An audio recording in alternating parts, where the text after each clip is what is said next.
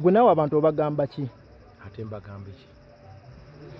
Kyagala nzirira abantu mbigambo. Kiyabagambye kye mba mutwala simple. Abalowooza nti mukwatagana. Onziza mbigambo bya muntu mulala nje byogeredde saabaddijo. Oyinza omumbuuliza ekibuuzo ekyo kuba kati nzi kyengerera mu wabibye. Saagala muddira mbigambo. Negwa amapiano gogerako ki? Sirinaako obuzibu. It's a South African culture. It has crossed over the world. People love it. People dance it. We can also twist it in our own way. Naffe tugalyemu ku kajja ate waagwana. So tusubire nti ne Kenzo naye agenda kufulumyayo amapiano. I don't know but I can. Nengera waliwo oluyimba lunakolako n'omunagana n'omu South Africa nga lw'amapiano. I can do it. I can do it. But nze nga bumanyi.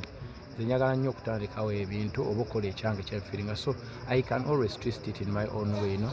Oyinza obutafeelinga gali gennyini naye ngera owulira mulimu elements. Because kiri mu kutunda and we are here to make money, my brother.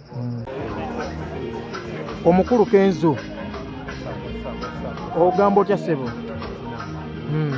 Wagwa. Oli bulungi? Tukusanze ku video shoot olunaku lwa leero.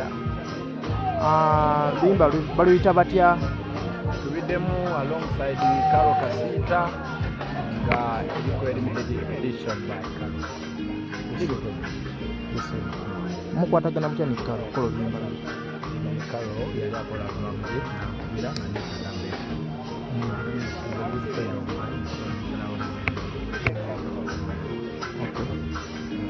Baluta ddi okuluta lwaddi abantu balusubire ddi because oluyimba lulungi.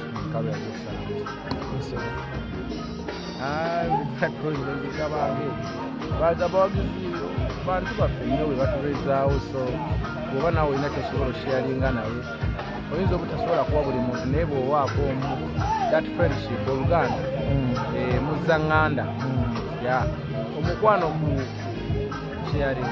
Specifically olina gwe walonze babadde bazikaayanira bangi n'osonga mu muntu nti gwe anti tosobola kuwa bangi oba omutima gwo ogugambye nti woyo so kyegwali kukugambye.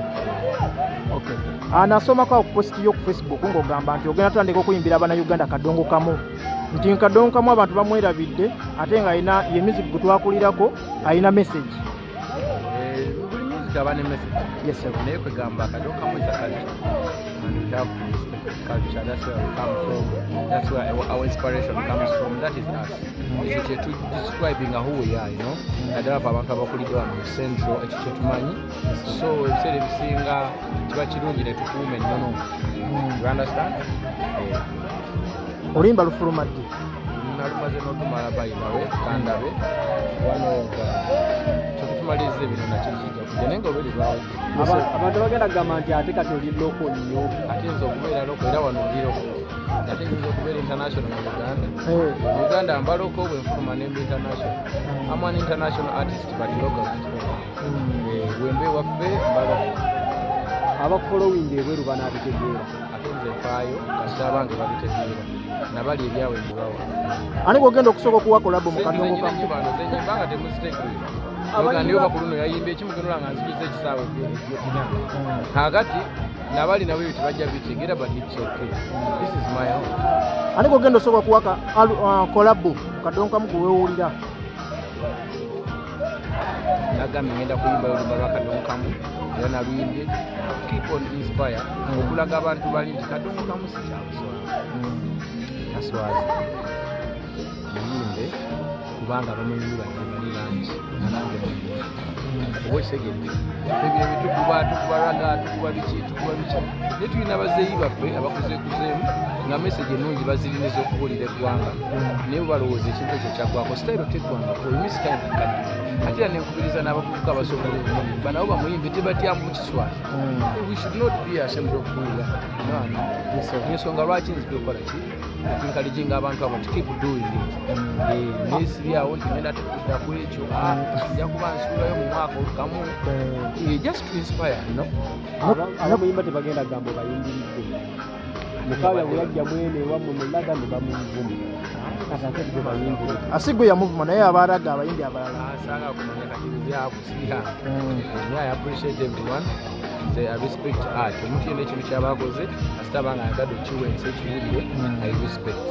And I don't own any style, any genre of music. I don't since natandikawo music, so nawe ntandika tegamba bantu kyange. Wasuubiza ku Eddy Kenzo Festival nti abayimbi ba Kadongo Kamu ogenda bayita abantu bajje.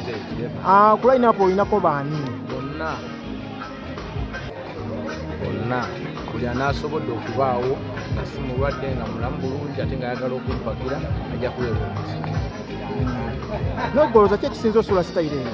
Tewali sitayiro tegwangako bantu just olaba tukuba bino ebintu ne biyitimuka ne bitunda nnyo ne tujjuza ebisaawe okuba oluusi bayinza okuggwamu amaanyi nti oba bino tebikyaliko oba okiga naye buli muntu alina okubaako waakwata asobole okutambuza eggwanga oba okitegeera so tagwangako just bantu tebalina era singa bagenda mu studio ne batandika okufulumya za alubamu era tubinyumirwa era bitunda ne bwoba gwe tobyagadde oba oli omulala ate waliyo gye bitunda kubeera ezo sho zirina gye zibeera era ne zijuza so bantu bangi bakuba music mu mamotoka gaabwe n'ababeezaawo so tagwangako just enfulumya ebadde entono.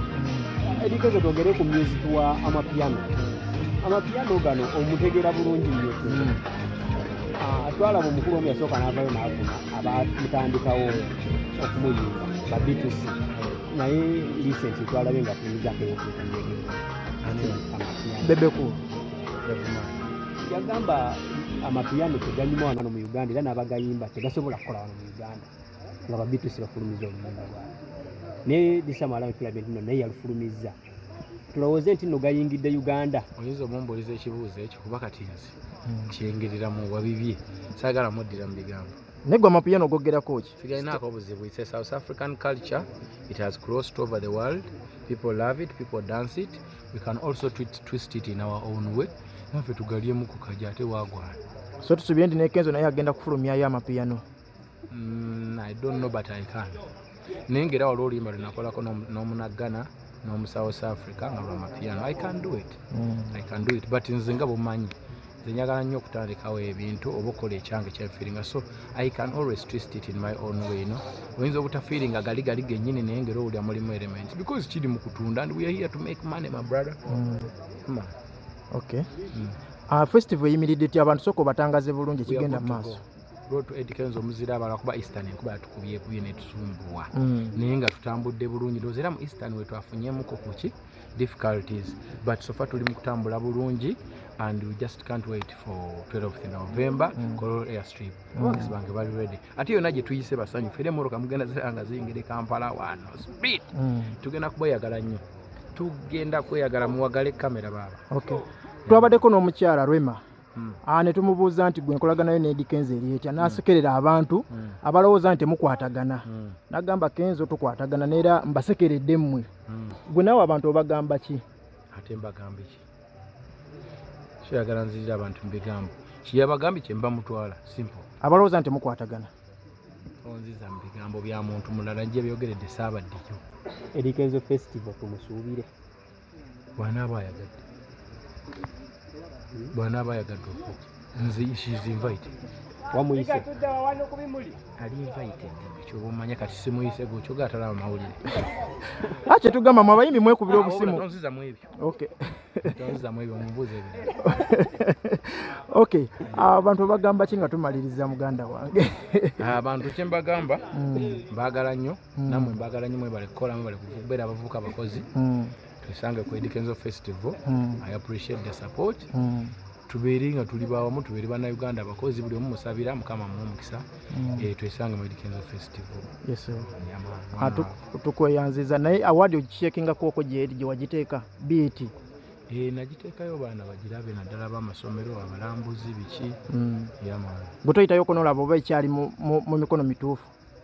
Kandi munnaye nze nagiwa museum ya ggwanga kati ate saagala mbeetayiridde nnyo baga omusajja abadde ki